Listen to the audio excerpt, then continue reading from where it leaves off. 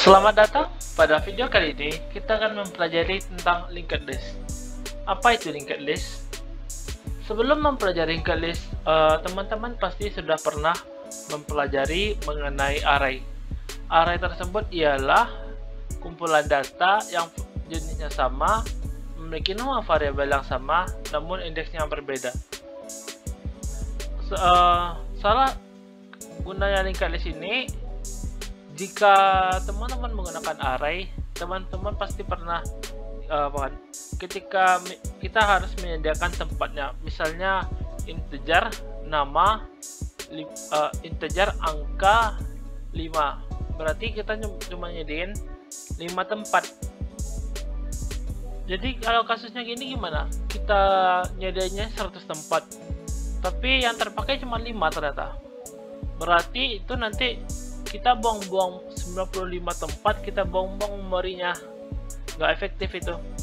Atau gimana kalau kita nyediain tempatnya cuma 5 tapi butuhnya ternyata 6, harus lagi mengubah coding. Makanya kita di sini memakai linked list. Apa itu linked list? Linked list itu ialah list data yang saling terhubung. Terhubung gimana? Jadi gini, misalnya kita punya buat satu node, ini yang nyimpan, ini dia nyimpan data. Selain data, dia juga nyimpan alamat.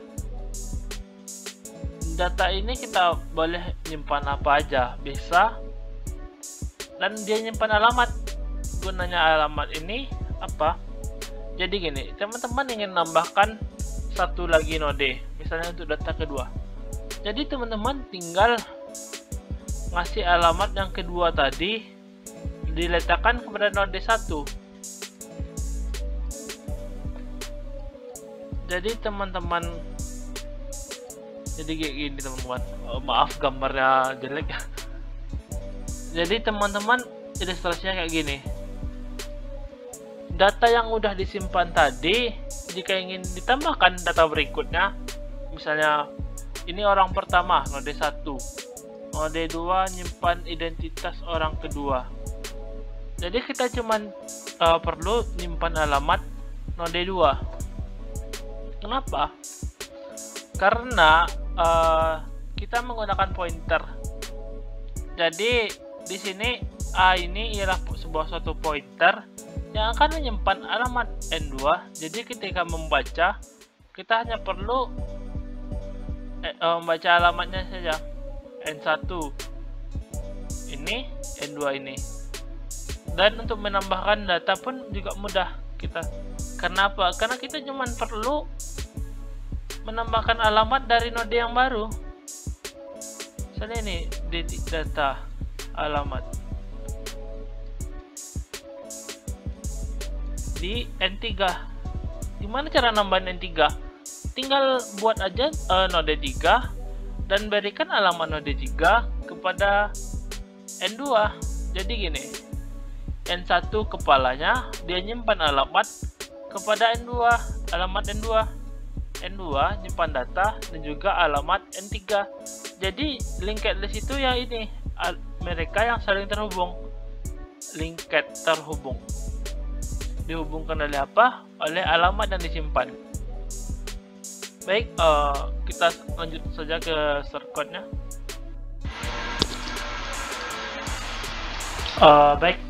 Sekarang kita lanjut kepada shortcode-nya. Sudah saya tulis agar percepat. Jadi yang pertama kita butuhkan ialah library iostream dan stdlib.h. Kita menggunakan namespace std. Jadi di sini agar memudahkan kita menulis, kita membuat suatu definisi tipe data baru, yaitu node pointer yang kita beri nama PTR, struct node ya. Struct node sendiri ini yang saya jelaskan tadi, node, ada isi datanya dan juga alamat untuk yang selanjutnya. Jadi pertama kita perlu penanda, yaitu awal dan akhir agar memudahkan kita untuk membaca. Jadi agar terlihat saya menggunakan while Pertama, sebelum kita memulainya, kita perlu buat list dulu. Jadi void buat list, kita buat list ini fungsinya yaitu untuk menyediakan tempat agar data tadi dapat dimasukkan. Jadi kita buat satu pointer, kita beri nama saja ib, indeks baru. Jadi ib ini kita berikan satu memori, kita alokasikan memori baginya. Ya, jadi ini guna stdlib.h tadi, yaitu perintah malloc memory allocation. Jadi maksudnya ialah node pointer atau ptr tadi kita alokasikan memori sebesar node, sebesar struct. Jadi sehingga dia dapat menyimpan. Karena awal ini masih kosong, makanya kita pakai 0.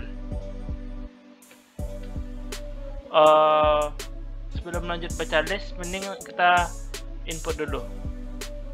Oh ya, jadi karena pointer ini karena linked list ini bagusan biar terurut, jadi bisa seperti ini. Pertama kita sediakan nb sama dan bantu. Nb ini dah node baru dan bantu boolean sudah sama dengan 0. Ini teman-teman boleh pakai yang lain. Jadi pertama sama seperti tadi, kita sediakan dulu tempatnya. Kita sediakan memori. Kita alokasikan memori bagi NB. Sama dengan buat list tadi, kita alokasikan memori. Bantu tadi kita letakkan di awal. Jadi di sini kita akan mengambil angkanya, NB angka. Jadi jika awal sama dengan 0, maka awalnya sama dengan NB dan akhir NB, dan alamat pada akhir, alamat akhir next sama dengan 0. Sedangkan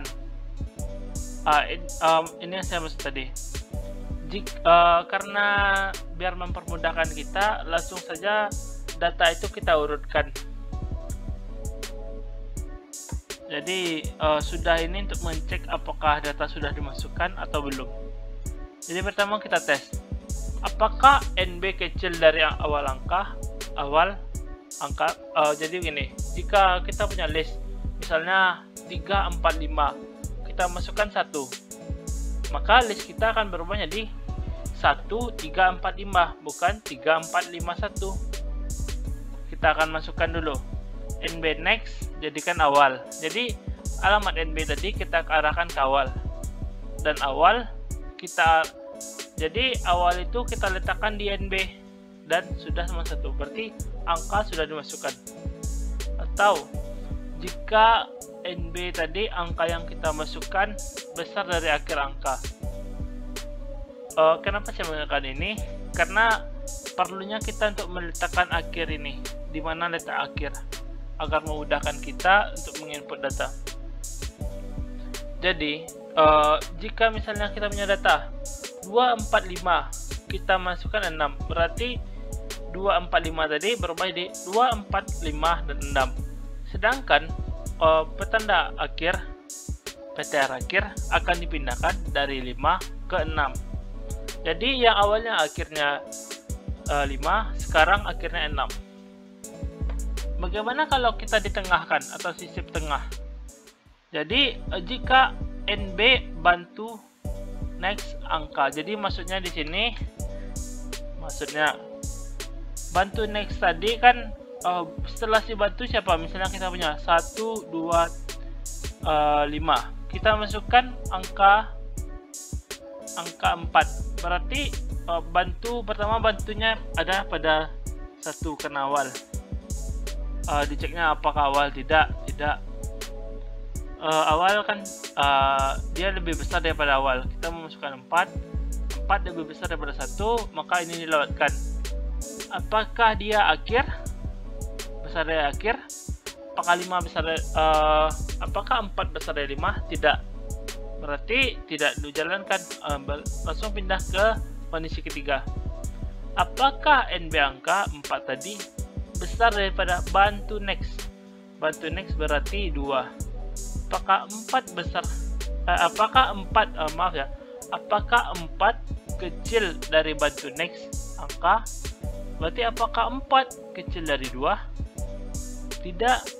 Maka tidak dijalankan bantu tadi agar diceknya dapat menyeluruh. Maka bantu tadi kita pindahkan. Bantu sama dengan bantu next. Jadi letak bantu yang pada 1 sekarang di 2. Dijalankan lagi dari awal. Kita periksa bagian 3. Apakah 4 kecil daripada bantu next angka? Apakah 4 kecil dari 5? Iya. Karena 4 kecil dari 5, maka sekarang 4 berada di sini. NB next sama dengan bantu next. Bantu next berarti alamat pada 4 diberikan 5. Sedangkan bantu next 2. Alamat pada 2 diarahkan kepada 4 dan sudah 1. Sekarang kita perlihatkan baca list. Jadi ini sederhana. Karena kita letakkan baca list di awal, maka kita perlihatkan apakah awalnya 0? Tidak. Karena jika awalnya 0 atau data belum sama sekali, maka tidak dijalankan. Baru kita munculkan list Anda. Jadi gunanya di sini karena ini gunanya. Kenapa kita berikan akhir next itu 0? Karena bantu tidak karena ketika membaca bantu akan data akan dibaca sampai bantu tidak sama dengan 0. Jadi kita akan keluarkan bantu angka, kita berikan spasi, lalu bantu. Ingat, bantu tadi harus dipindah. Jika tidak dipindah, maka kode kita akan looping selama-lamanya. Baik, demonstrasi sekarang. Cek, pertama kita masukkan angka 3. List Anda 3. Sekarang kita masukkan 1. 1 kecil dari 3, seharusnya 1, 3. Kita coba lihat 1, 3. Sekarang kita masukkan 2. 1, 2, 3. Coba sekarang kita lebih besar daripada akhir. 4. Kita lihat 1, 2, 3, 4. Jadi data walaupun kita masukkannya tidak berurut, yaitu 3, 1, 2, 4, tapi datanya karena kita sudah urutkan akan terurut. Baiklah, itu yang pada pertemuan kali ini yang kita bahas. Sampai jumpa pertemuan berikutnya, di mana kita akan membahas tentang menghapus data pada linked list.